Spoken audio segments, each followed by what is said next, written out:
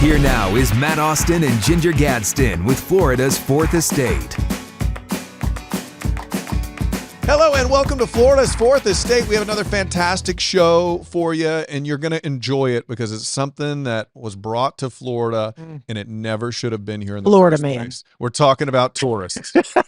No, we're talking about the 5 worst invasive species that have just come in and jacked up our state. Man, there's so many of them. We actually had a hard time coming to just 5. Glad you're with us. I'm Matt Austin. Yeah, and I'm Ginger Gadsden. There are dozens of these things, and it's some of them I was surprised that they do not belong here, but then the other ones are on the news all the time, and they just tear up things and they're just nasty. They're nasty. They nasty, Ginger.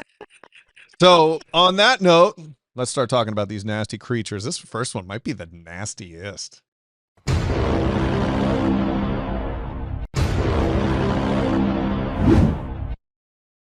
Nasty because it's slimy.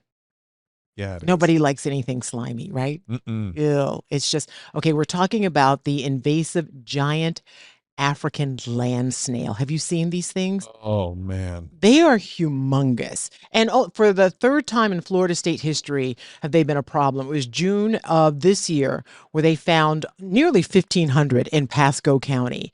And they are, okay, so they can get to be 8 inches long. 8 inches, a snail. Think about that. Talking about a snail. A snail. Think about 8 inches long and about 4 inches wide. Opening your door. You have a nice little garden. You see this? This thing is just chewing up all the size of our microphone. Out there playing with your dog. No, don't let your dog play with one of these things. No. They even have dogs that can sniff these things out. They're fine for the dogs. Just don't let them get too close to them. These dogs are trained. But that's how invasive they are and how dangerous they are and how bad they are for our environment, that they have dogs who can actually sniff these things out. Unreal and just gross. Yeah, these things are totally gross. The good news on this one is this one's the most under control of any of the creatures that we have on our list today, because they kind of pop up. They popped up and then they were eradicated in the 90s and then they've come back up again. Like, who's bringing these disgusting things? I don't know. They're illegal to have. They are illegal and they are kind of nasty and can make people sick. On top of just looking just altogether gross. You can't even eat them. No, you shouldn't put butter and garlic on that one. No. That is not the kind of snails the French people. The escargot.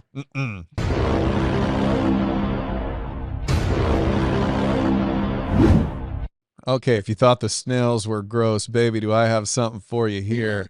This one can be up to 9 pounds, 18 inches long, and it's a furry, scurrying little rat. Let me tell you about the Gambian pouch rat. Okay, you haven't probably seen one because they're located in one particular place in Florida, and they never should have been there. People actually used to own these things as pets back in the day. What? Until they were banned in 2003. I mean, this is like a half rat, half dog. They're so big. There's some of the size of dogs. Some of the biggest rats. I mean, we used to people holding them up. It's insane how big they get. They were banned in 2003, and apparently 8 of them escaped in Grassy Key, kind of near Marathon, and scientists have been worried ever since that these creatures are going to maybe somehow scurry over the highway onto the mainland, maybe get into Miami, and when they start breeding, you know, they're just like other rats. Gonna multiply. Problem.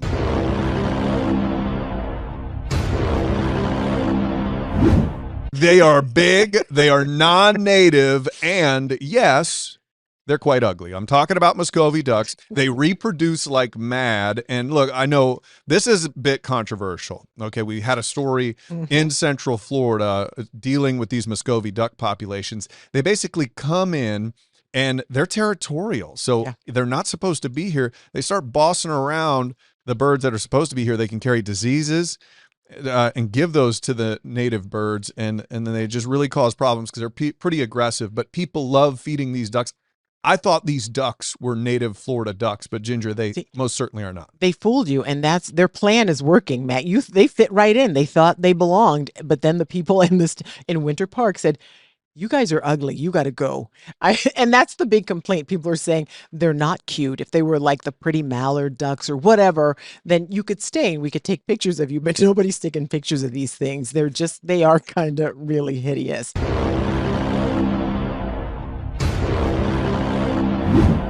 People cuss when they see these things. That is for sure. We're talking about the wild boar population here in Florida.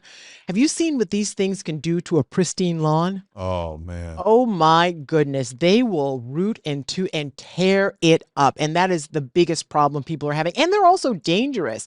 They're not afraid of people. They come into neighborhoods, they tear up the lawn, and they get closer and closer to the homes. And people are afraid. They go outside and these things will stare them down. It's like, are you in my yard? It's like, no, you're in my yard. And there's a standoff. I think the agriculture department said they caused like $1.5 billion worth of damage nationwide, but most of that damage happened in Florida. It is no surprise that these things don't belong here and nobody wants them. Yeah. Nobody. Yeah, they shouldn't be here. Yeah. They were brought here because when people started settling in America, they wanted to bring something that could like reproduce quickly. They could hunt it. They nailed and it. they could have a lot of meat when they killed the thing. And hey, Yeah. you got yourself a big fat wild boar there. Well, they're thinking they may have been here as early as 1539 and brought by Hernando de Soto. And so they've been here for a long time. They're probably going to be here for an even longer time because you don't want to mess with that thing.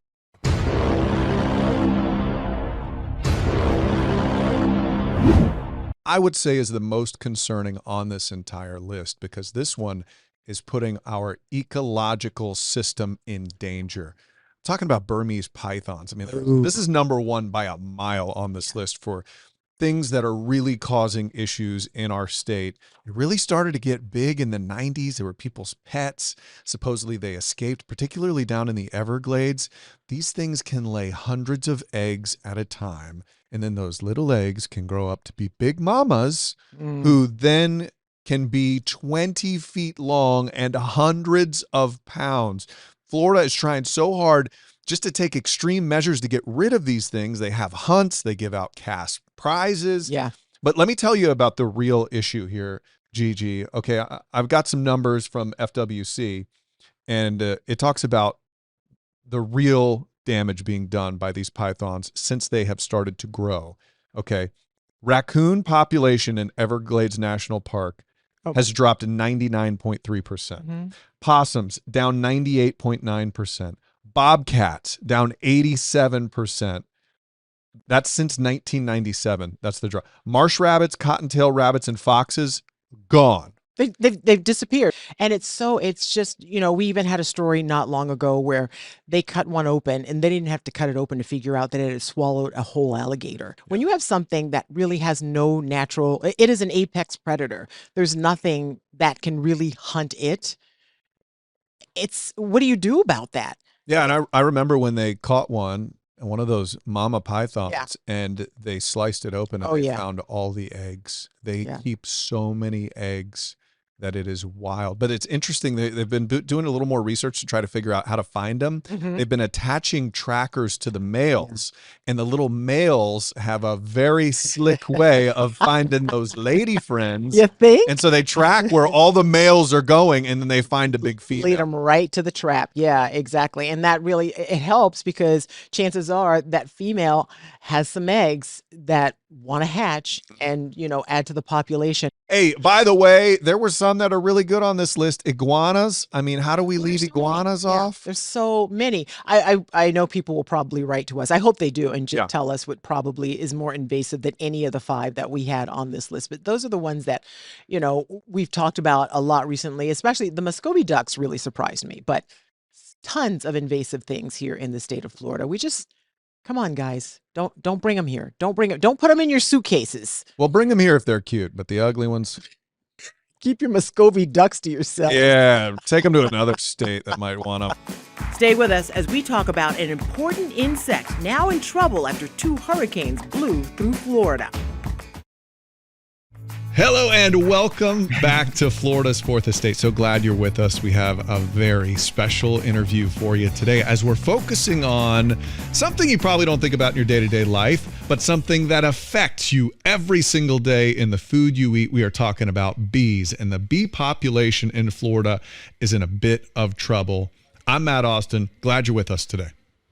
And I'm Ginger Gadsden. Thank you so much for joining us, everyone. You know, to be or not to be, it really is not a question anymore. We cannot live without bees. That is a fact. I think it was, I read something where Einstein said if bees went away, humans would only have 4 years left to live on the planet because then we would die as well. So the bottom line is we need bees. They sustain us. They help us grow our food and everything else. You just don't think about them because you really don't see them. But a person who thinks about them all the time and sees them all the time is Oxamania.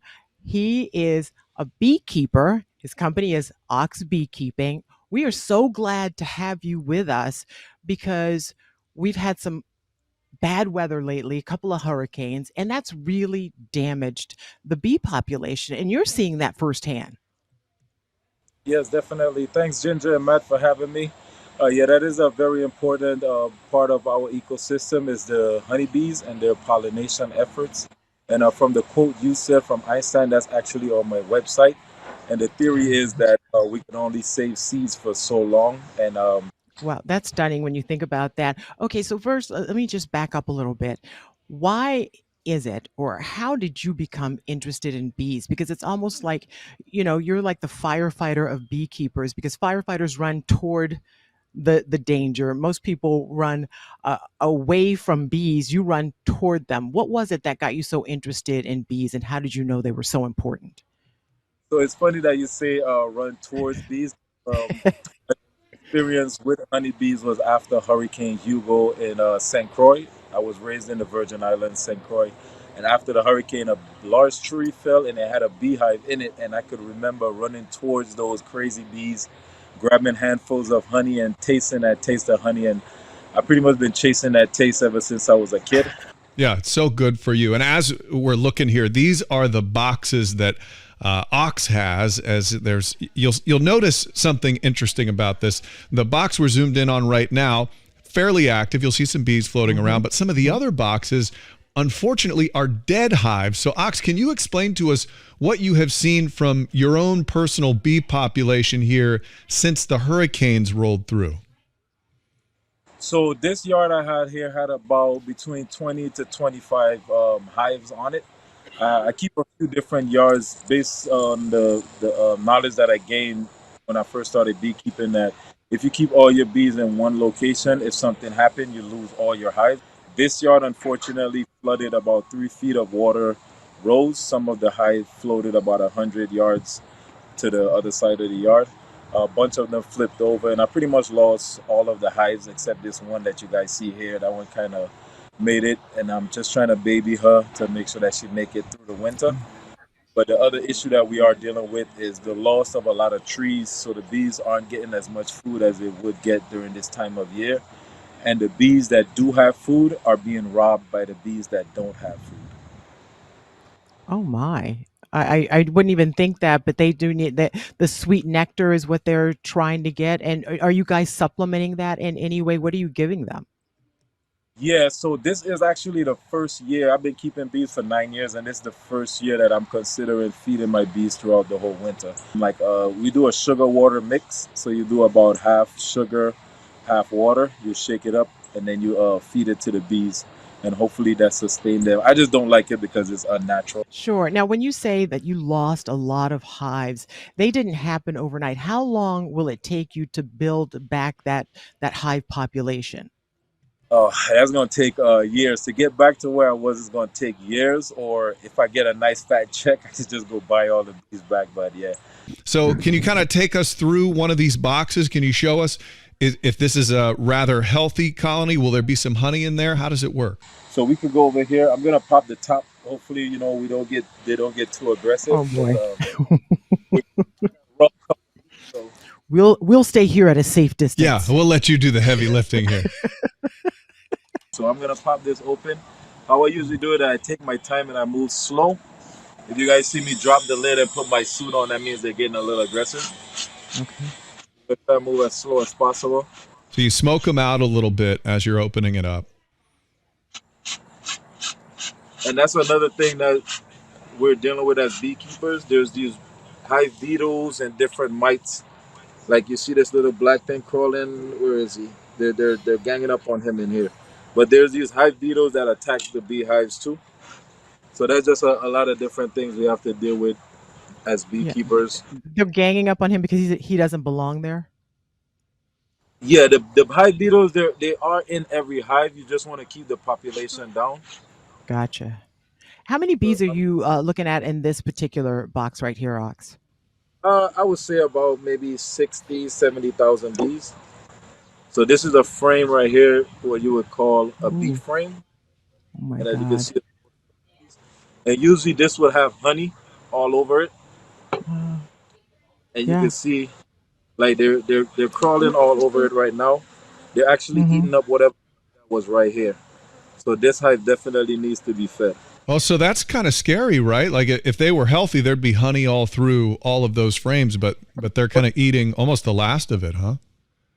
Right now, nothing's really blooming, so they should have at least 3 to 4 frames full of honey to get ready for this winter. But as you So can see, where is the queen in this right now? Did how can you identify her when you're going through that? Do you see her immediately, or do you know where she is just based on how many other bees are surrounding her? she looked different, so I would see her and I would know that's her. But a lot of the times, just so I don't disturb them too much, all I do is I look for day-old eggs because she lay eggs every day. So if I see a day-old egg, I know she's in there. So I just put it back and I leave them alone, not to bother them too much.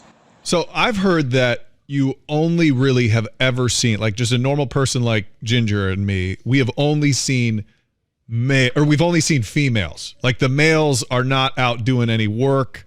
Like many ladies will tell you like this is just like regular humans. Like the ladies do all the work and the guys are just there for breeding purposes. Yep. Yeah, during the Oh winter my. time, they're kicked out. And I'm sure right after Hurricane Ian, they all got kicked out because they're only used during breeding purposes. They usually stay like towards the beginning of the fall because they usually have one more swarm cycle. That's when they swarm and they try to recreate their last set of hives and then they try to hibernate for the winter. So after that last set of swarming, all the drones are being kicked out. I've literally seen them being drug out of the hive. Wow. Whoa, Oh, like the evicted. ladies will be like grabbing the dude by the scruff of his neck and booting him out of the Get hive. get. Wow. Okay, so the question I want to ask you, Oscar, a couple of questions. One, how many times have you actually been stung? I think I lost count after 1,000,000. So I times where I went to bee removals, and I think the bees were Africanized, and man, they just was tagging me. They got in the crease of my pants. They got everywhere in my socks. Oh, I just left them alone. I tell the guys, unfortunately, you're gonna have to keep your bees or call somebody else. I feel like we need more people to do what you're doing. But after hearing those stories, how do you convince people that it is really good work and necessary work? How can people get started if they're interested? Well, as I just heard, the most times I did get stung was when I was doing bee removals. You're actually taking the bees from their home and trying to put them in one of these boxes. Also, think about if you're living in a condo and somebody say, "Hey, I'm gonna put you in this little bungalow down the street." You're not gonna be too Hmm. happy. So if you have your own hives and you're managing them, a lot of times they're not as aggressive. If you can get genetics that are really docile, there's about 5 different genetics. The two main ones that we talk about is Africanized bees, which are really aggressive, and then there's the Italian bees, which are really docile. So how can people follow you online, Ox? You can follow me at Ox Beekeeping, OXX Beekeeping. You can find me on Facebook, Instagram, all the social media. All right, you keep doing what you do, my friend. We appreciate you. I appreciate you guys. Fantastic. Guys. Thank you, Ox. Bye. And thank you for watching Florida's Fourth Estate. You can download it from wherever you listen to podcasts or watch anytime on News 6 Plus.